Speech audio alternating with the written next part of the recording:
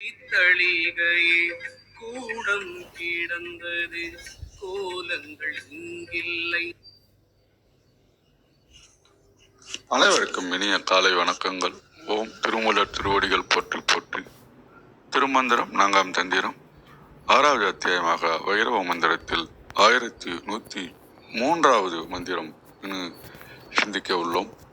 இனி பிறவி இராது அப்படின்றாரு.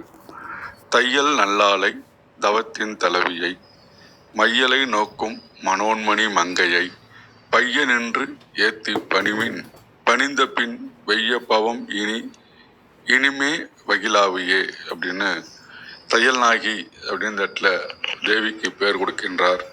தையல் நாகியா இருக்கின்றவர் துறவிகளுக்கு அருள் புரிவராக இருக்கின்றார். உலகத்தோரின் மழக்கத்தை தன் அருள் கண்களால் அகற்றுகின்றாள்.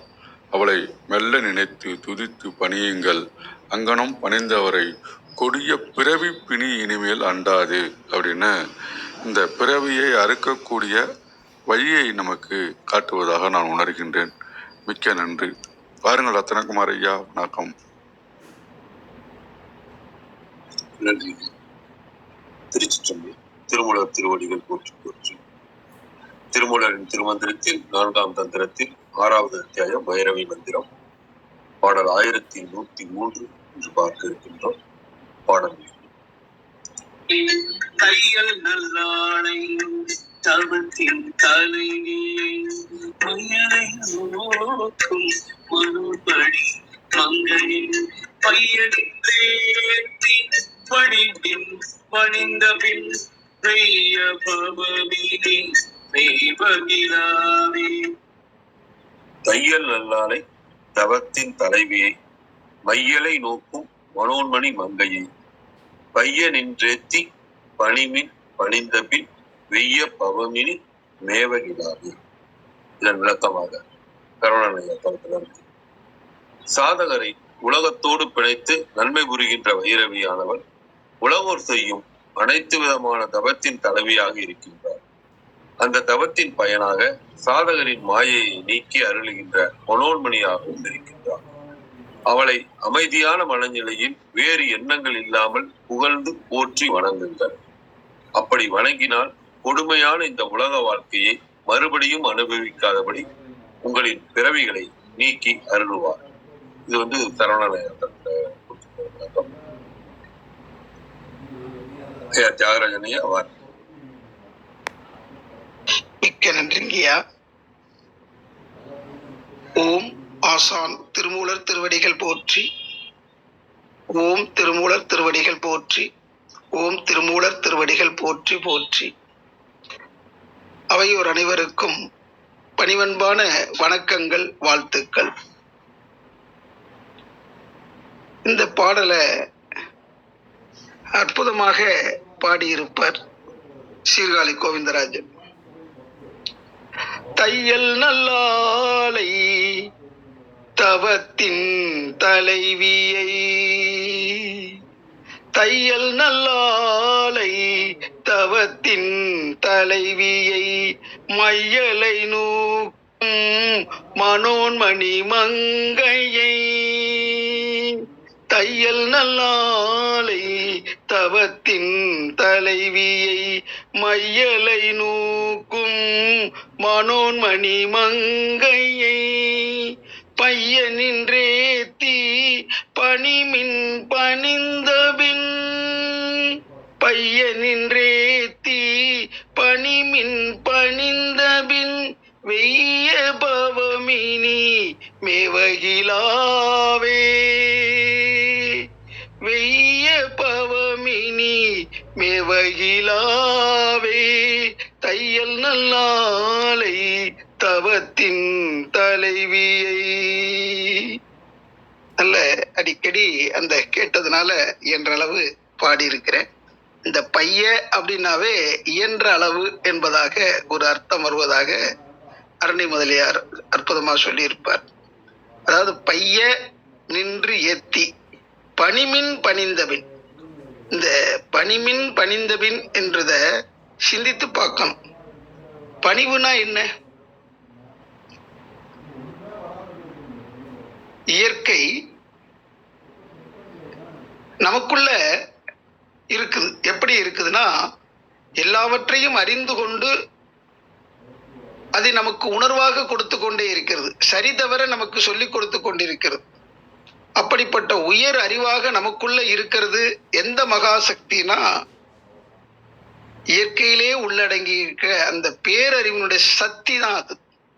வேத சக்தி என்று ஆசான் திருமூலர் அடிக்கடி குறிப்பிடுகிறார். அந்த வேத சக்தி, சத்திய பொருள், மெய்ப்பொருளிலிருந்து வெளிப்பட்டது அந்த சக்தி. அதில் உள்ள அமைந்திருந்தது அந்த சக்தி. சத்திய பொருள்ல, மெய்ப்பொருள்ல, அதிலிருந்து வெளிப்பட்டதுனால அந்த சக்தி. அந்த சக்தியினுடைய பெருமையை புரிந்து கொள்ள வேண்டும். இப்ப ஒருத்தர் சேவகம் பண்றாருன்னா, அடிமையா இருந்து சேவகம் பண்றது இல்ல, அன்பாலையும் அவர் சேவகம் பண்ணி கொண்டிருக்கிறார். அதுபோல அந்த அன்பினுடைய நிகழ்ச்சியில அந்த சக்தியானவள் நமக்குள்ள இருந்து கொண்டு நமக்கு உறுதுணையாக, பாதுகாப்பாக நமக்கு வழிநடத்தி கொண்டிருக்கிறார். அவ்வளவு பணிவோடு நமக்குள்ள இருந்து நமக்கு தேவைகளை நிறைவேற்றி கொண்டிருப்ப அவளை நாம பணிவோட பார்க்க வேண்டாமா? ஒரு பெரிய உயர்ந்த பதவியில இருக்கிறவரு நமக்கு உதவி செய்யறான்றதுக்காக அவரை நம்ம அடிமையா நடத்த முடியுமா என்ன? அவருடைய தகுதி என்ன, தரம் என்னன்னு பார்த்து அவரே நமக்கு எவ்வளவு உதவியா இருக்கிற, நாம அவருக்கு எவ்வளவு உதவியா இருக்கிறாலும் இந்த பணிவுக்கு பணிவு செய்ய வேண்டும். அந்த இறைவனை நாம பணிவன்போடு வணங்க வேண்டும் என்ற கருத்தை மனதில் வைத்துக் கொள்ள வேண்டும். அப்படிப்பட்டது இறை சக்திய நாம நாள்தோறும் வணங்கி வரும்போது இனி நமக்கு துன்பம் என்பது இல்லை. அதாவது எதனால நமக்கு இன்னைக்கு வாழ்க்கையில துன்பம் வருதுன்னு பார்த்தா, பவ வினைகள், நமக்கு துன்பம் தரக்கூடிய வினைகளை நம்ம அறியாமலேயே சேர்த்து வச்சிருக்கிறோம். அந்த வினைகளை எல்லாம் களைந்து கொள்ள வேண்டும். ஈகோ இருக்குது பாருங்க, தன்முனைப்பு. எல்லா குருமார்களுடைய வேலையுமே முதல்ல நமக்குள்ள நான் நான் நான் சொல்லிக்கிட்டு இருக்கிற அந்த பற்றையும், எல்லாம் தனது தனது என்று சொல்லக்கூடிய அந்த உலகப்பற்று, இதெல்லாம் அந்த தலைகளை நீக்கணும். இதனாலதான் அந்த வினைகள் சேர்ந்து கொண்டிருக்கிறது அளவுல அந்த தன்முனைப்பை நீக்குவதற்குத்தான் குரு நமக்கு உதவி செய்கிறார். நான் என்ற அந்த அகங்காரம் மாறி இறைவனே என்னுள் இருக்கிறான் அப்படிங்கிற அளவுல எல்லாருக்குள்ளும் அவன் தான் இருக்கிறான். அப்படிங்கும் போது நான் என்ற தத்துவம் நாம் என்ற ஒரு தன்மையில உயரும். எல்லாமாக இருப்பது, நாமாக இருப்பது அந்த இறைவனே, இறை சக்தியே என்பதை உணர வேண்டும். அப்பதான் வினைகள் மேலோங்காது, மேவகிலாமே. அப்ப அது இல்லாமலே போகும். மேலோங்கினா தானே நமக்கு துன்பம் என்பது வருது. அதனால பொறுமையாக தியானம் செய்து பைய நின்றேத்தி நம்மால இயன்ற அளவு இறைவனுடைய பெருமைகளை நினைந்து நினைந்து அந்த பணிவாக இருக்கின்ற அந்த தெய்வீக சக்திக்கு நாம பணிவு செய்ய வேண்டும். பணிவன்போடு வணங்க வேண்டும். மையலை நூக்கும் மனோன்மணி, அதாவது இந்த புலன்கள் மூலமாக ஒரு மயக்கத்துல இருக்கக்கூடிய அந்த மயக்கத்தை எல்லாம் போக்கி அருளக்கூடியவள் அந்த மனோன்மணி, எப்பொழுதும் இளமையாக இருப்பவள். அதனாலதான் மங்கை என்று குறிப்பிடுகிறது. புத்தம் புதிதாக நமக்குள்ள புதுப்பிக்கப்பட்டு கொண்டே இருக்கிறது அந்த தெய்வீக ஆற்றல். இப்ப இந்த வினாடி இருக்கிற மூச்சு காத்து அப்படியே வெளியில போனோம், நம்ம புதுசாக வருது. அதனாலதான் இன்று நாம் புதிதாக பிறந்தோம் என்று கவிஞர்கள்லாம் சொல்றாங்க. ஒவ்வொரு வினாடியுமே நம்மளை பிழைப்பித்துக் கொண்டிருப்பது எது, உயிர்ப்பித்துக் கொண்டிருப்பது எதுன்னு பார்த்தா அந்த தெய்வீக மகாசக்தி என்பதை புரிந்து கொள்ள வேண்டும். தையல் நல்லாளை, தையல்னா என்னது? இணைப்பு. எப்படி இணைக்குது? 2 துணி இருக்குன்னா அதை 2 துணியையும் இணைக்கிறாங்க. இப்போ ஒரு ஆடை தைக்கன்னா வெட்டி தைக்கிறாங்க, அதுக்கு தையல் என்று பேர். அப்போ உலகத்துல இந்த உடலுக்கும் உயிருக்கும் ஒரு இணைப்பை கொடுக்கக்கூடியது எது? வெளியில இருக்கக்கூடிய ஆற்றல், உள்ளுக்குள்ள இருக்கக்கூடிய ஆற்றல், ரெண்டும் ஒரு சமநிலையில இருக்குதுன்னா அதை சமப்படுத்துறது யாரு? இந்த பிரபஞ்சமே இயங்கி கொண்டிருக்குது. சுத்தி அழுத்தி சூழ்ந்தழுத்தி ஒவ்வொரு கோள்களும் அதன் தன்மையில இயங்கி கொண்டிருக்குதே, ஒன்றோடு ஒன்று உரசாமல் அந்த தூரத்தை அமைத்து கொண்டு இயல்பாக இயங்கி கொண்டிருக்கிறதுனால தானே அந்த அலை இயக்கத்தோடு நம்ம உடம்பு தொடர்பு கொண்டிருக்குது. அந்த அலை இயக்கத்தோடு தொடர்பு கொண்டு நம்மளுடைய ஆற்றலை பெருக்கி கொண்டிருக்கிறோம்னா அந்த இணைப்பை கொடுக்கக்கூடிய அந்த மகா சக்தியை நினைச்சு பாருங்க. அந்த இணைப்பை கொடுக்கின்ற தையல் நல்லாளை. அப்ப எவ்வளவு உயர்ந்த தன்மையில இருக்கக்கூடிய அவளை பாருங்க. அதை எப்படி நம்ம புரிந்து கொள்ள முடியும்? தவத்தின் தலைவியை, தவம் செய்துதான் அவளை புரிந்து கொள்ள முடியும். ஆனா அந்த தவத்துக்கும் தலைவியா இருக்கிறவையவ அவதான். இந்த பிரபஞ்சம் முழுவதும் உயிராற்றலாக இருக்கக்கூடியவதான், அதாவது விண்ணாற்றலாக இருக்கக்கூடியவ, ஆகாசம் என்ற தன்மையில இருக்கிறவதான் நமக்குள்ள உயிராகவும் இருந்து கொண்டிருக்கிறான்.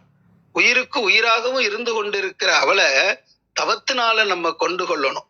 தவத்தின் தலைவி அவ இல்லைன்னா தவமே இல்லை. அவளை நினைச்சுதான் தவமே. சத்திய நினைச்சுதான், அந்த சத்திய பொருள் இருந்து வந்த அந்த சத்திய நினைச்சுதான் தவமே. அப்ப தவத்தின் தலைவியாக இருக்கக்கூடிய அந்த பிரபஞ்சத்தோடு சிவகலத்தோடு சிவத்தோடு தொடர்பை ஏற்படுத்தி கொள்ளக்கூடிய அந்த நல்லாளை, அதே மாதிரி நம்முடைய துன்பங்களை போக்கி இந்த புலன் மயக்கத்துல சிக்க விடாம, உலக பொருட்கள்ல பற்று கொள்ள விடாம இருக்கக்கூடிய அந்த அறிவை, அந்த என்றும் இளமையாக இருக்கக்கூடிய அந்த தெய்வீக தன்மைகளை எல்லாம் உணர்ந்து கொண்டு அதை போற்றி பாராட்ட வேண்டும். ஏற்றினா என்னது? உயர்த்தி அதனுடைய மதிப்பை உணர வேண்டும். மதிப்பை புரிந்து கொண்டு அவன் நமக்கு பணிந்து கொண்டு எல்லாத்தையும் பண்ணிக்கிட்டு இருக்கான்றதெல்லாம் நினைந்து பார்த்து அந்த பணிவு செய்து கொண்டிருக்கின்ற, பணிவாக இருக்கின்ற அந்த தெய்வ நிலைக்கும் நாம பணிவு செய்ய வேண்டும். அப்படி பணிந்த பின் என்ன ஆகும்? இனி நமக்கு பிறவி இல்லைன்னு பெரியவங்க சொல்றாங்க பாருங்க.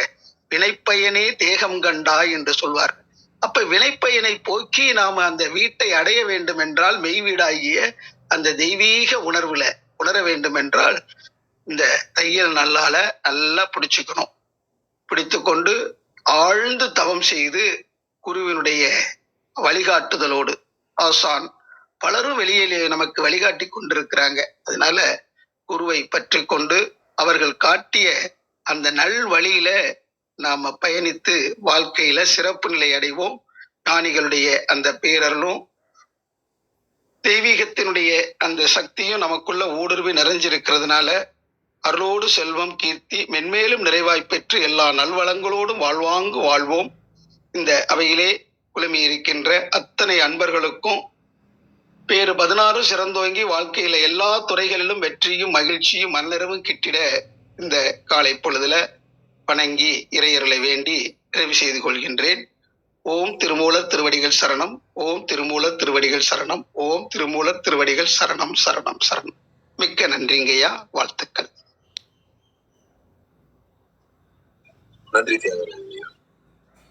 நீங்க இந்த பாடல் பத்தி சொல்லும் போது அது திருவாளிக்கு ஒருத்தர் இந்த பாடல் பத்தி ஒரு தேடும் போது ஒரு சில திருமந்தத்துல இருக்கிற பாடல்கள், ஒரு சில பாடல்கள் வந்து இதுல நான் புதுசா கேட்கறவங்களுக்கு இதுல இருந்தா திருமந்தனே தெரியாது, ஆனா இதுல இருந்தா எடுத்திருக்காங்க, பாடி இருக்காங்க, இது புகழ் பெற்றிருக்கு அப்படிங்கிற மாதிரி நீங்க சொன்னீங்க.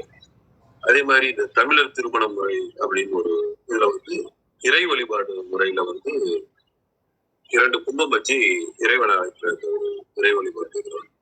வலப்பக்க கும்பத்துக்கு வந்து உலகலாம் உணர்ந்து ஓதற்கரியும் நிலவு உலாவிய நேர்மொழிகளே பாடலை பாடி வலப்பக்க கும்பத்தையும், இறைவி வழிபாட்டுக்காக இந்த பாடல் இப்ப நாம இன்னைக்கு பார்த்துட்டு இருக்கிற இந்த பாடல் தையல் நல்லாளை தவத்தின் தலைமை மனமொழி மகளையும் பையனின் திருத்தி பணியின் பணிந்தது மெய்ய பவப்படி ஞானங்களார் இந்த பாடலை பாடியும் இறைவிய அந்த கும்பத்துல இது பண்ணி இருப்பாங்க அப்படின்னு தகவலை படிச்சேன்.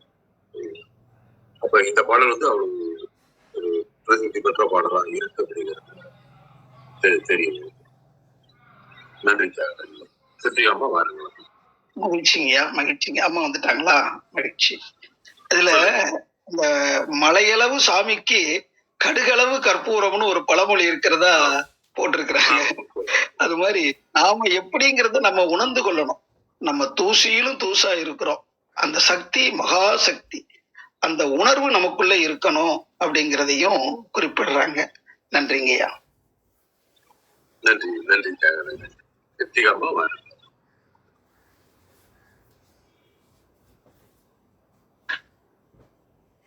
அனைவருக்கும் இனிய காலை வணக்கம். தியாகராஜன் ஐயா குரல்ல பாடல் கேட்கிறது பேரானந்தமா இருக்கும். அதுவும் விளக்கம் கேட்கிறது இன்னும் பேரானந்தம். நன்றி தியாகராஜன் ஐயா. உண்மைதான், தன்னை உணர்தலே முக்கியம்.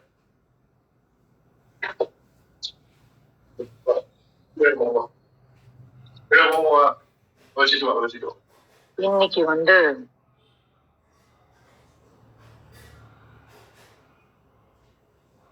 வந்து தையல் நல்லாளை அப்படின்னு சொல்றாங்க.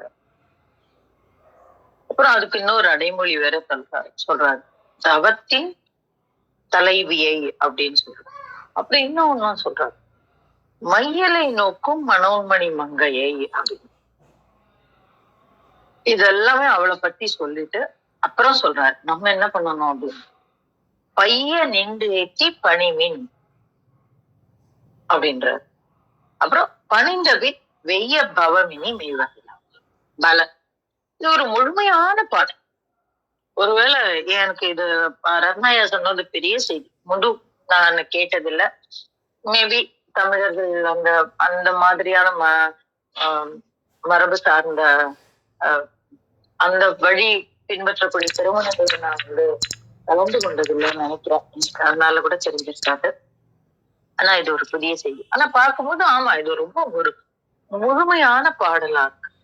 தையல் அப்படின்னாலே யாரு அப்படின்னா பேர் அழகு வாய்ந்தவள், அணி செய்து கொள்பவள் அப்படின்னு ஒரு பொருள் வரும். அவ தை அப்படின்னா அது அணி செய்து கொள்ளுதல். அப்போ தையல் நல்லாள் அப்படிங்கும்போது யார் அவள் அப்படின்னா முழுமையான பேரழகை உடையவள் அப்படி. இப்ப நேற்றுக்கு நம்ம பார்த்தோம் தேவியினுடைய விஸ்வரூபம் எப்படி இருந்தது அப்படின்னு.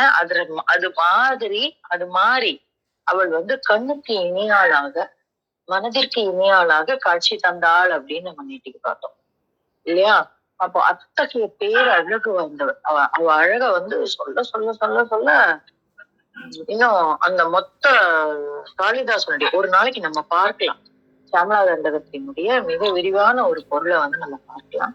அதை பார்க்கும்போது நீங்க இந்த பாடல் மொத்தமுமே அதுக்குதான். என்னன்னா அந்த சாமளாதண்டகம் வாசிக்கும் போது நீங்க கேட்கணும். அதுவும் நான் குறிப்பா பொதுவா நான் சின்ன வயசுல சாமளாதண்டகம் சொல்லுவாங்க சிஸ்டர்ஸ் வாசிச்சுதான் கேட்டிருக்கேன், அவங்க பாடிதான் கேட்டிருக்கேன். அப்புறம் எங்க அம்மா மனப்பாடமா சொல்லுவாங்க. சாமளாதண்டகம் மனப்பாடம் பண்றதுலாம் பெரிய விஷயம் அப்ப தெரியாது. ஆனா இப்போ புரியும் போது எப்படி இதெல்லாம் அவங்க மனப்பாடம் பண்ணாங்க, நமக்குள்ள கடத்தினாங்க அப்படின்னு யோசிக்கிறோம். ஆனா அவ்வளவு கடினமான வார்த்தைகள் இருக்கும். சந்த முறை ரொம்ப கடினமான சந்த முறை. ஆனா எங்க அம்மா படபட படபடன்னு சொல்லுவாங்க. ஆனா சொல்லுவாங்க சிஸ்டர்ஸ் இன்னும் ரொம்ப அழகா சொல்லுவாங்க. அதை விட இப்ப இணையத்துல ரொம்ப அற்புதமான ஒரு குரல்ல ஒருத்தங்க பாடுறாங்க. அவங்க பேர் என்னன்னு தெரியல, நான் பார்த்து சொல்றேன்.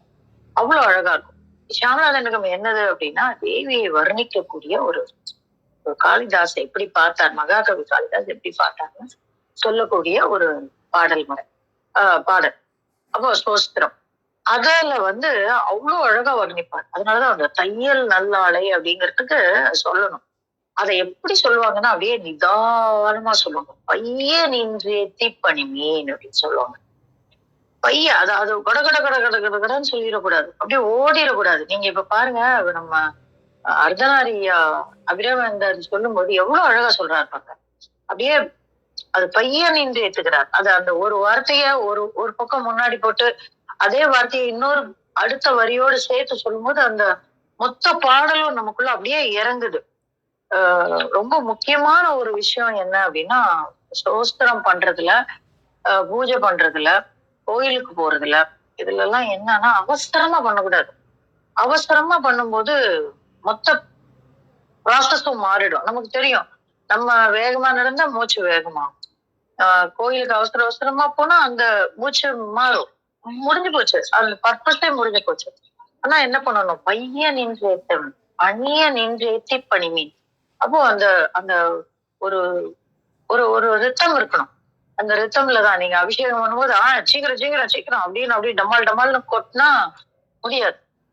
அப்புறம் அதுக்கு பேர் அபிஷேகம் வரும்.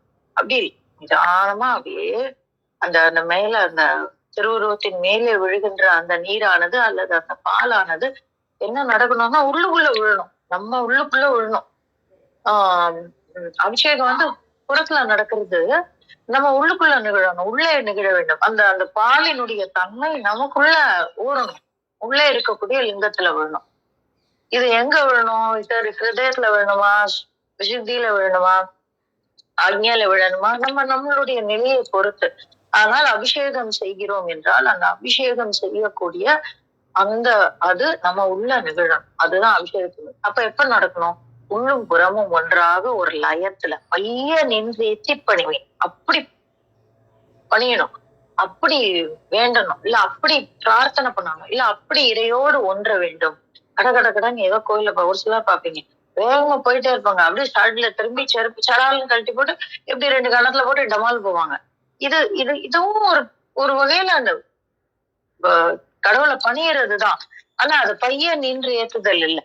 அப்போ அந்த மாதிரி பண்ணும்போது என்ன நடக்கும் அப்படின்னாக்கா, நம்ம உள்ள அப்படியே ஒன்றி போய் விடுவோம். அததான் சொல்றாங்க, பைய நின்று திப்பணி மீன். அப்போ யாரு இத நமக்கு சொல்லி கொடுக்குறாங்க அப்படின்னா, அந்த தையல் நல்லாள் நமக்கு சொல்லி தருகிறாள் அப்படிங்கிற ஒரு பொருள். அப்ப இங்க இருந்து நம்ம அங்க மேல போக வேண்டியிருக்கு. எதனால அப்படி சொல்றீங்க? ஏன் அவள் தையல் நல்லாள அவதான் நமக்கு சொல்லி கொடுக்குறா அப்படின்னாக்கா, இது இந்த இடத்துல நம்ம லலிதா சஹஸ்ரநாமத்துல ஒரு வார்த்தை என்ன உண்டு அப்படின்னா, வராளி மந்தகமனா அப்படின்னு சொல்லுவாங்க. வராளி மந்தகமனா அப்படின்னா, வராளினா அன்னம், அன்னத்துக்குதான் அந்த பேரு. அவள் என்ன செய்கிறாளா, மந்தகமனா அன்னம் மாதிரி பேரழகோட நடந்து வருகிறாளாம். அப்ப எதுக்கு உண்மையா சொல்லுவாங்க அப்படின்னா, இதுக்குதான் நம்ம மூச்சு எப்படி இருக்கணும், நம்ம செய்யக்கூடிய அந்த இறை சன்னிதானத்துல நம்மளுடைய செயல்கள் எங்கனம் இருக்கணும் அப்படிங்கிறதுக்கு உண்டான ஒரு அடையாளமா நம்ம இத புரிஞ்சுக்கணும். அப்ப அந்த மராளி மந்தகமனா ஒரு அன்னம் எப்படி அழகாக மெதுவாக அசைந்து வருவது போல் தேவி வராளாம். அப்ப அதை பார்த்தோன்னே நம்ம அவளை தாண்டி தமதமா நடந்து போயிடுவோமா? போகவே மாட்டோம். நம்ம என்ன பண்ணுவோம், ஒருத்தரோட நடக்கிறோம் அப்படின்னா நம்ம என்ன பண்ணுவோம், அவ எப்படி நடக்கிறாளோ அதே மாதிரி நடப்போம். அதுதான் ஏன்னு சொல்லுது. நீங்க வாக்கிங் போறீங்க, யாரோ ஒரு தனியா போயிட்டீங்கன்னா டமடமடமா நடந்து போயிடுவோம். ஆனா யாரோ ஒருத்தர் கூட நடக்கணும்னு நம்ம முடிவு பண்ணும்போது என்ன செய்வோம், அவங்க மெதுவா நடந்தா நம்ம மெதுவா நடப்போம், அவங்க வேகமா நடந்தா அவங்க வேகமா நடப்போம். அப்போ நம்ம இங்க தேவி யாரோட நடக்கிறோம், நம்ம தேவியோட நடக்கிறோம். அதனால்தான் அவ எப்படி நடக்கிறா, மராளி மந்தகமனாவாக நடக்கிறாள். மெதுவாக அன்னம் போல அசைந்து பைய நின்று பணிந்தேத்துக்கிறாள். அதான் அடுத்த வார்த்தையில சொல்லிட்டார், தவத்தின் தலைவியை. அப்படி பண்ணும்போது அவ எதுக்கு நம்மளை கூட்டிட்டு போறா, தவத்திற்கு அழைத்து செல்கிறாள். அப்ப அவதான் தலைவி இல்லையா? அந்த பர்வதராஜனுக்கு புத்திரியாக பிறந்து எங்கனும் ஒரு மனித பிறவியாக பிறந்து இறைவனை அடைய முடியும் அப்படின்னு சொல்றதுக்காக சொன்ன பிறவிதான், எடுத்த பிறவிதான் பர்வதராஜனுடைய புத்திரி, மலையரசனின் மகளாக பிறந்து ஒரு ஒரு ஒரு ஒரு மனித குலத்தில் பிறந்தவள் இறையை அடைய முடியும் அப்படின்னு அந்த இடத்துல அவ பண்ற தவத்தை பார்த்து அத்தனை வானோர்களும் வியந்து நின்றார்களாம். அப்பதான் படிச்சுட்டாங்களாம் அவளை. இத அபிராமி பட்டர் அவ்வளோ அழகா வர்ணிப்பாரு. விஞ்ஞாமா வராங்க, அர்த்தநாரியா இருக்காங்க, இன்னும் அழகா அபிராமி சொல்லுவாங்க. இல்ல இந்த தவத்தின் தலைவியை சொல்ற இடம் பேரழகா இருக்கும். எப்படி இருக்கும் அப்படின்னா, ஒரு ஒரு ராஜாவுக்கு மகளா பிறந்துட்டா, ராஜா மாப்பிள்ளை பாக்குறாரு, அதெல்லாம் இங்க நம்ம மீனாட்சி கதை தான், அதெல்லாம் கிடையாது. ஆனா மீனாட்சி என்ன பண்ணா, போர் செய்து வென்றாள். ஆனா அங்க என்ன பண்ணா, தவம் செய்தாள். அப்படி அவ தவம் செய்யும் போது என்ன நடக்குது அப்படின்னாக்கா, உலகத்துல இருக்கிற அத்தனை தேவர்களும் அத்தனை பேரும் அவளுடைய தவத்தை எப்படி இப்படி தவம் பண்றான்னு வியந்து நின்று அவளிடம் பணிந்தார்களாம். அதனாலதான் அந்த பர்வத புத்திரிக்கு அவ்வளவு பெரிய சிறப்பு. அது அவ்வளவு பெரிய எடுத்துக்காட்டு நமக்கு. அப்ப அத்தகைய தவத்தின் தலைவி எங்க அழைச்சின்னு போறா, தையல் நல்லாள் அழகோடு அசைந்து அசைந்து செல்லக்கூடிய அன்னம் போல் நம்மளை தவத்திற்கு அவள் அழைத்து செல்கிறாள். அப்படி போகும்போது என்ன நடக்கும், மையலை நோக்கும் மனோன்மணி மங்கையை அப்படின்றார். அப்போ அவளே எங்க கூட்டிட்டு போயிடுறா நம்மள, அந்த அந்த அத்தனை மாயைகளையும் விலக்கி என்ன பண்ணிடுறான், நம்மள மேலே எடுத்து செல்கிறாள். ஏன்னா நம்ம நிதானமா போகும்போது என்ன நடக்கும் அப்படின்னாக்க, அதுல இருக்கக்கூடிய அத்தனை விஷயங்களையும் நம்மளால வெகு எளிதாக கடந்து சொல்லணும்.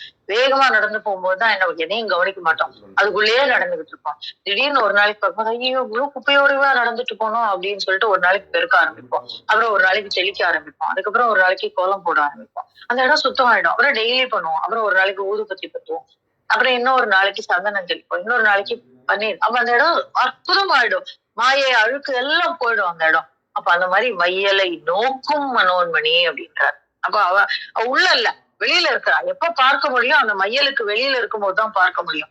அதனாலதான் சொல்றாரு மையலை நோக்கும் மனோன்மணி. இந்த வரைக்கும் இன்னும் ஒரு 1 hour பேசலாம். அவ்வளோ விஷயம் இருக்கு இந்த மையலை நோக்கும் மனோன்மணி. உள்ளையா வெளியா, அவ எங்க இருந்து பேசுறா, எங்க இருந்து பாக்குறா, ஆனா நமக்கு அவ்வளவு டைம் இல்லை. அந்த மாதிரி மையலை நோக்கும் மனோன்மணி மங்கையை பைய நின்றேத்தி, இந்த வார்த்தையை நீங்க தான் அட்டியா பிடிச்சுக்கோங்க. பைய நின்றேத்தி பணிமின், பணிங்க, பணிந்தால், பணிந்த பின் வெய்ய பவமினி மேவகிலார். பவம்னா பிறவி, அப்ப வாழ்க்கை, அப்ப வெய்ய பவம். அப்ப இனிமே இந்த இந்த பிறவியே இல்லைன்னு சொல்ல, ஏன் ஒரு நினைச்சாருன்னா சொல்லிட்டு போயிருக்கலாம்ல, பவம் இனி மேவகிலாம், இனிமே உனக்கு பிறவியே இல்லைன்னு சொல்லிட்டு போயிருக்கலாமே. அப்படி சொல்லல அவரு. வெய்ய பவம், கொடுமையான வாழ்க்கை இனிமே உனக்கு கிடையாது. அப்ப என்ன, ரெண்டு விதமா எடுத்துக்கலாம். யுகத்திலும் விமோசனம் உண்டு, பரத்திலும் விமோசனம் உண்டு. யுகத்திலும் ஆனந்தம் உண்டு, பரத்திலும் ஆனந்தம் உண்டு அப்படின்னு எடுத்துக்கலாம். அதான் வெய்ய பவம். அப்போ இப்ப உடனே கிடைச்சிடும் அப்படின்னு எடுத்துக்கலாம். இல்ல, நான் ஏற்கனவே சொன்ன மாதிரி பிறப்பும் இறப்பும் நம்ம கையில இல்ல. நம்ம முடிவே எடுக்க வேண்டாம், வாழ்க்கை வேணுமா வேணாமான்னு. நீ வாழ்க்கை வேணும்னு நினைச்சா நீ கொடுக்க போறியா, நீ கொடு. நீ கொடுத்தா என்ன வாழ்க்கை, அது நீ என்ன முடிவு பண்ற அதுதான். அதனாலதான் வெய்ய பவம், கஷ்டமான வாழ்க்கை கிடையாது இனிமே. அது யுகத்திலயும் கிடையாது, பரத்திலையும் கிடையாது. நான் பிறக்கணுமா வேண்டாமா அதுவும் என் முடிவு கிடையாது, நீயே பாத்துக்கோ. அதான் வெய்ய பவம் அப்படின்னு சொல்றாரு. மேவகிலாமே, மேவுதல்னா சேருதல் இல்லையா, அப்ப அது நம்மை சேராது அப்படின்றாரு. ரொம்ப அற்புதமா இந்த பாடம் அப்படியே நிதானமா சொல்லிப்பாருங்க. ரொம்ப ரொம்ப அழகா இருக்கும், ரொம்ப அற்புதமா இருக்கும். இது அப்படியே அது ஒரு லயத்துல எடுத்துட்டு போங்க அப்படின்னு சொல்றா. அதுக்கு யாரு கத்துக் கொடுக்குறா, தேவியே நமக்கு கத்துக் கொடுக்குறா. அத்தகைய தேவியை நாம் அவளோடு சேர்ந்து பற்றி கொண்டால், அவள் யாரு, தவத்தின் தலைவி. அவளோடு சேர்ந்து கற்றுக்கொண்டால், அவளோடு சேர்ந்து இயங்கு விட்டால் என்ன நடக்கும், மையலை நோக்கும் மனோன்மணியாக மாறுகிறாள் அவள். அப்ப நம்மளும் அவளோட போறதுனால அவளை நம்ம பிடிச்சுக்கலாம். நம்மளும் நம்மளுடைய மையலை தாராளமாக வெளி நின்று நோக்கலாம். அத்தகைய வெளி நின்று நோக்கக்கூடிய தன்மை வந்துடுச்சுன்னா வெய்ய பவமினி மேவகிலாமே அப்படின்னு நம்ம புரிஞ்சுக்கலாம். ரொம்ப நன்றி நண்பர்களே. நேரம் எடுத்து நினைக்கிறேன். நன்றி. மேவுதல் சேருதல் அப்படிங்கிறது எனக்கு புதிய வார்த்தையா? நன்றி. ஆமா, இந்தியாமா. அனைவருக்கும் வணக்கம். ஓம் சிவசக்தி போற்றி, ஓம் திருமூலரே போற்றி. 1103வது திருமந்திரம். தையல் நல்லாளை தலத்தின் தலைவியை மையலை நோக்கும் மனோன்மணி மங்கையை பைய நின்றேத்தி பணிமின் பணிந்த பின் வெய்ய பவம் இனி மேவகிலாவே. மையல் என்பதனுடைய பொருள் மயக்கம், அதாவது அறியாமை என்று எடுத்துக்கொள்ள வேண்டும். பைய இதனுடைய பொருள் நின்று, அமைதியாக நின்று. வெய்ய கொடிய என்பது பொருளாகும். பவம் அப்படின்னா பிறவி. பெண்ணில் பெருந்தகையானவளை, தவ யோகத்தின் தலைவியாக இருப்பவளை, ஆன்மாக்களின் அஞ்ஞான மயக்கங்களை தனது அருட்பார்வை நோக்கால் போக்கி அருளுபவளை, மனோன்மணியை, மங்கை நல்லாளை அமைதியாக இருந்து பணிந்து தொழுது வணங்குங்கள். இப்படி வணங்கினால் கொடிய துன்ப பிறவி உங்களை தீண்டாது என்று உமையம்மையை வணங்கும் அந்த முறை குறித்து அருமையாக திருமந்திரத்தில் பதிவிட்டுள்ளார் திருமூலர். இன்னொரு உரையாசிரியர் நுட்பமாக பொருள் தந்துள்ளார். எல்லாவற்றையும் படைத்து காக்கும் நல்லாளை, சீலம், நோன்பு, செறிவு, அறிவு என்னும் மெய்த்தவம் நான்மையின் தலைவியை, ஆறுயிர்களின் மயக்கங்கள் அத்தவ பேச்சால் அகலும்படி திருக்கடைக்கண் நோக்கி அருளும் மனோன்மணி மங்கையை, அமைதியாய் அமர்ந்து திருமுறை ஓதி வழிபாடு இயற்றி பணியுங்கள். பணிந்த பிற்பாடு கொடிய பிறவி நோய் அற்று ஒரு காலும் மீண்டும் பொருந்தாது அகலும் என்று சிறந்த ஒரு உரையை அளித்துள்ளார். அதற்கு இணையான பாடல் அபிராமி அந்தாதி 34வது பாடல். வந்தே சரணம் புகும் அடியாருக்கு வானுலகம் தந்தே பரிவோடு தான் போய் இருக்கும் சதுர்முகமும் பைந்தேன் அலங்கர் பருமணி ஆகமும் பாகமும் போர் செந்தேன் மலரும் அலர்கதிர் ஞாயிறும் திங்களுமே. வந்தே சரணம் புகும் அடியாருக்கு பரிவோடு வானுலகம் தந்தே.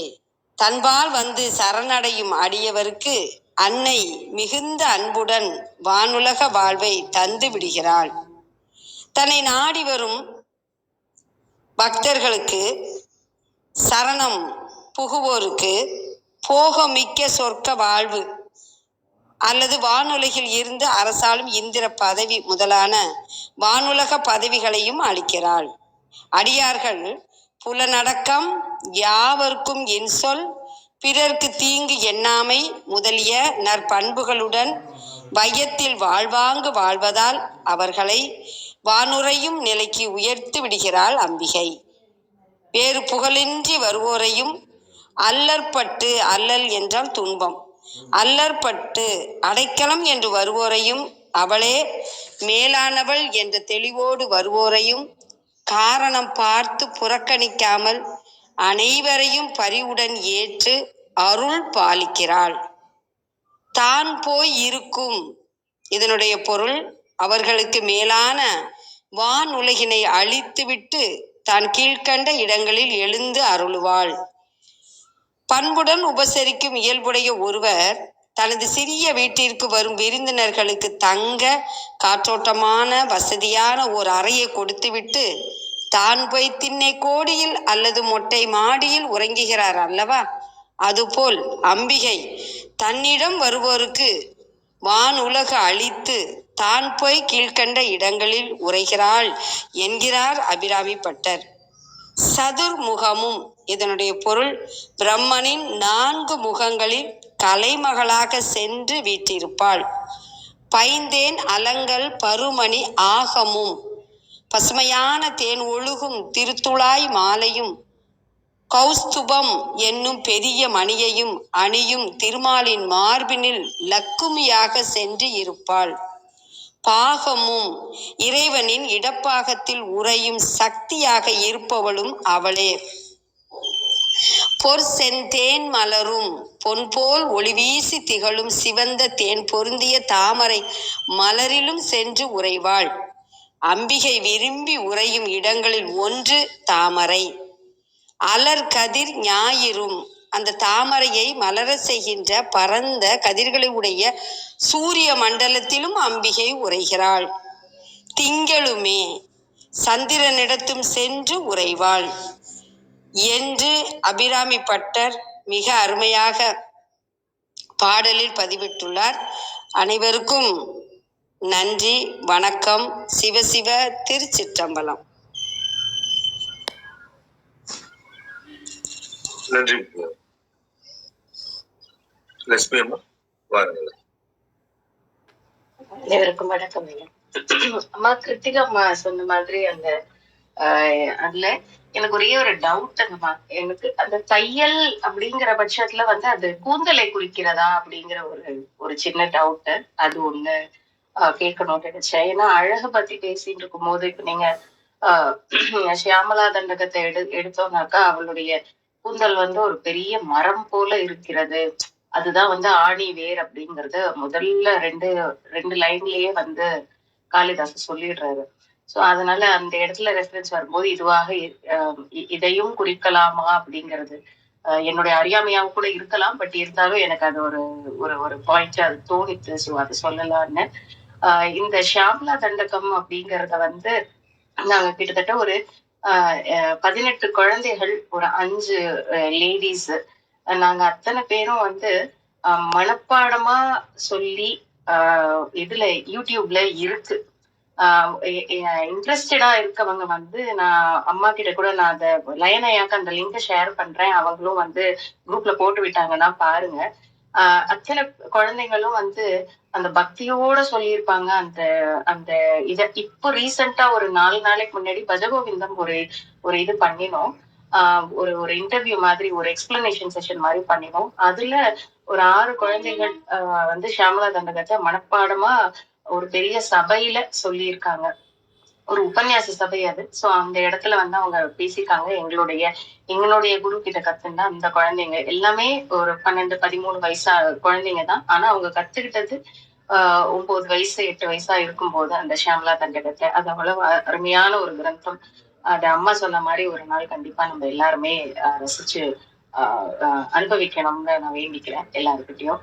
அம்மா எனக்கு இந்த ஒரு டவுட் மட்டும் நீங்க கொஞ்சம் எக்ஸ்பிளைன் பண்ணலாமான்னு நினைச்சேன். லக்ஷ்மிமா, இந்த நம்ம தையல் அப்படின்னா பொதுவாக அணி செய்து கொண்டவள் அப்படின்னு சொல்ற ஒரு பொருள்ல வருது. தையி அப்படின்னா அணி செய்து கொள்ளுதல். அப்ப தையல் அப்படின்னா அணி செய்து கொண்டவள் அப்படின்னு பொருள் சொல்றாங்க. நம்ம அகராதியில அதான் பொருள். அர்த்தநாரியா இன்னும் கூட விளக்கலாம். அப்போ அவள் அணி செய்து கொள்கிறாள் அப்படின்னா அவளை அணி செய்து கொள்ளுதல் அப்படின்னும் இருக்கு. அப்போ நம்ம தேவியினுடைய கூந்தலை வந்து பொதுவா நம்ம எதுக்கு அடையாளமா சொல்லுவோம் அப்படின்னா நீங்க பார்க்கலாம். என்ன, இந்த மொத்த ஆகாயமும் அவளுடைய கூந்தல், அதுல வந்து நட்சத்திரங்கள் வந்து அவளுக்கு அணி செய்த மாதிரி. இதுதான் வந்து நம்ம தேவியினுடைய வர்ணனையா பார்க்கிறது. நீங்க லலிதோபாக்கியானம் எடுத்தாலும் சரி, இல்லைன்னா இந்த லலிதா சஹஸ்ரநாமத்திலயும் சரி, என்ன வரும் அப்படின்னா தேவியினுடைய கூந்தலை வந்து வெளிப்படையா முதல்ல வர்ணிக்கிறது வந்து ஆகாயம், அந்த ஆகாயத்துல இருக்கக்கூடிய நட்சத்திரங்கள், அவளுடைய கூந்தலில் இருக்கக்கூடிய மலர்கள் அப்படின்னு அவங்க சொல்லியிருப்பாங்க. அப்போ அதுவும் பார்ட் ஆஃப் திஸ் அணி கொள்ளுதல் தான், அணி செய்து கொள்ளுதல். ஏன்னா தலைமுடிய நம்ம அணி செய்து கொள்ளாமல் ஒரு முகம் திருத்தமாக விளங்காது. அதனால அதையும் ஒரு பார்ட்டா நம்ம எடுத்துக்கலாம். இதான் என்னோட ஒரு புரிதல். இந்த வெளிப்படையான உவமையை தாண்டி உள்ள நம்ம போய் பயணிக்கும் பொழுதுதான் தேவியனுடைய கூந்தலை வந்து நம்ம வந்து மாயைக்கும், மாயையை விலக்கி இருக்கக்கூடிய தெளிவுக்கும் அடையாளமா நம்ம சொல்லுவோம். பட் முதல்ல சொல்றது வந்து இப்படிதான் சொல்லுவோம். அப்போ தேவியனுடைய கூந்தல் வந்து எப்படி இருக்கு அப்படின்னா இந்த ஆகாயமாக இருக்கிறது. அதுல இருக்கக்கூடிய நட்சத்திரங்கள் வந்து அவளுடைய கூந்தலுக்கு மலர்களாக அணி செய்கிறது அப்படின்னு நம்ம எடுப்போம். அப்போ இதையும் நம்ம புரிஞ்சுக்கலாம். அதான் சொல்றேனே, இந்த இதுல பார்வைகள் நிறைய இருக்கு.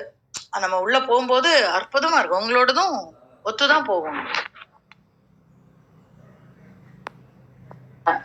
நன்றிமா. ஆக்சுவலி அதான் அந்த மாயையும் இதுவும் தானே, மாயைக்கான தெளிவு அவளுடைய அந்த சீமந்த சிந்தூரத்திலிருந்து வர்றது அப்படிங்கறதானே நம்ம யூஸ்வலாவே அந்த படிக்கிறது.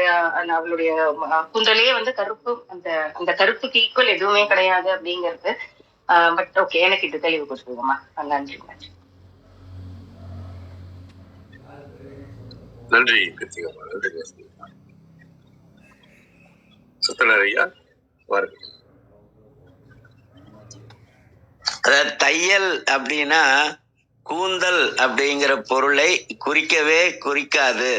ஏன்னா ஔவையார் வந்து தையல் சொல் அப்படின்னு ஆத்திச்சூடியில சொல்லியிருப்பாங்க. அந்த இடத்துல கூந்தல் அப்படின்னு போட்டிங்கன்னா அங்கே அப்ளை பண்ணிங்கன்னா ரிப்ளை தப்பாக வரும். அது மாதிரி ஆயிடும். அதனால தையல் அப்படின்னு சொன்னால் பெண் அப்படிங்கிற பொருளை தான் குறிக்கும். அதனாலதான் திருமூலரே வந்து தையல் அப்படிங்கிறதுக்கு பக்கத்துல நல்லாள் அப்படிங்கிற ஒரு வார்த்தையை கொண்டு வந்து ஃபிக்ஸ் பண்ணியிருக்காரு. இது எங்கன்னா மண்ணில் நல்ல வண்ணம் வாழலாம், எண்ணில் நல்ல கதிக்கு யாதும் ஒரு குறைவில்லை, கண்ணில் நல்லது வரும் கழுமல வளநகர், பெண்ணின் நல்லாளோடும், பெண்களில் நல்ல அப்படின்னு பார்த்தா நம்ம பார்வதி தேவி உமை அம்மை தான் வந்து நல்லவர் அப்படிங்கிறத வந்து எல்லாருமே சொல்றாங்க. அதனாலதான் தையலுக்கு பக்கத்துல நல்லாளுங்கிறத சேர்த்தது காரணம் என்னன்னா தையல் அப்படின்னா பெண் அப்படிங்கிறது மட்டுமே குறிக்கும். அந்த இடத்துல கூந்தல் அப்படின்னு மீனிங் பார்த்தா அது வந்து சரியா வராது. சரியா வர மாதிரி தெரியும், ஆனா சரியா வராது. அது மாதிரி ஒரு விஷயம் இருக்கு. இன்றைக்கு ஓத போற பாடல் அபிராமி அந்தாதியில 36வது பாடல். இது வந்து பொருளே அப்படின்னு தொடங்கும். ஆனா அந்த பொருளே அப்படின்னு தொடங்கிறதுக்கான காரணம் என்னன்னா, எது மெய்ப்பொருள் எது பொய்ப்பொருள் அப்படிங்கிறத உணர்த்தக்கூடிய பாடலா இந்த பாடல் அமைஞ்சிருக்கு. மெய்ப்பொருள் பொய்ப்பொருள் அப்படிங்கிறத நம்ம நுட்பமா தெரிஞ்சுக்கணும். மேலோட்டமா அர்த்தம் பார்த்தா தெரியாது. அதனால வந்து இந்த 46வது ஸ்லோகத்துல அர்த்தோ நத்தோ மகா கோஷோ மகா போகோன்னு வரும். அது மாதிரி அர்த்தத்தை நுட்பமா பார்க்கணும் அப்படிங்கிறது தான் அந்த பாடல். பொருளே பொருள் முடிக்கும் போகமே, பொருளே பொருள் முடிக்கும் போகமே, அரும்போகம் செய்யும் அருளே, பொருளே பொருள் முடிக்கும் போகமே, அரும்போகம் செய்யும் அருளே, மருளில் வரும் தெருளே, பொருளே பொருள் முடிக்கும் போகமே, அரும்போகம் செய்யும் மருளே, மருளில் வரும் தெருளே, என் மனத்து வஞ்சத்து இருளேதும் இன்றி, என் மனத்து வஞ்சத்து இருளேதும் இன்றி, ஒளி வெளியாய் நிற்கும் உந்தன், இருளேதும் இன்றி ஒளி வெளியாய் நிற்கும் உந்தன், அருளேது என்று அறிகின்றிலேன், அம்புயாதனத்து அம்பிகையே. சிவா திருச்சிற்றம்பலம். நன்றி. நன்றி. நிறைவு செய்துள்ளோம். திருமந்திரம் கேட்க ஓத பயில அறிவில் உணர்வில் தூய்மையும் ஆன்ம உணர்வும் துணிவும் சஞ்சலம் சங்கடமற்ற வாழ்க்கையும் இவன் மீது உண்மையான உணர்வு பெறுதலும் கிட்டும். யாம் பெற்ற இன்பம் பெருகை வையகம் என்ற திருமூலரின் கூற்றுக்கிணங்க வந்திருந்து கருத்துக்களை பகிர்ந்துள்ள சான்றோர்களுக்கும் மெய்யன்பர்களுக்கும் மிக்க நன்றி. தளம் நிறைவடைகிறது. மீண்டும் நாளை காலை 6:30 மணிக்கு கேள்வி நாள் சந்திப்போம். 5, 4, 3, 2, 1.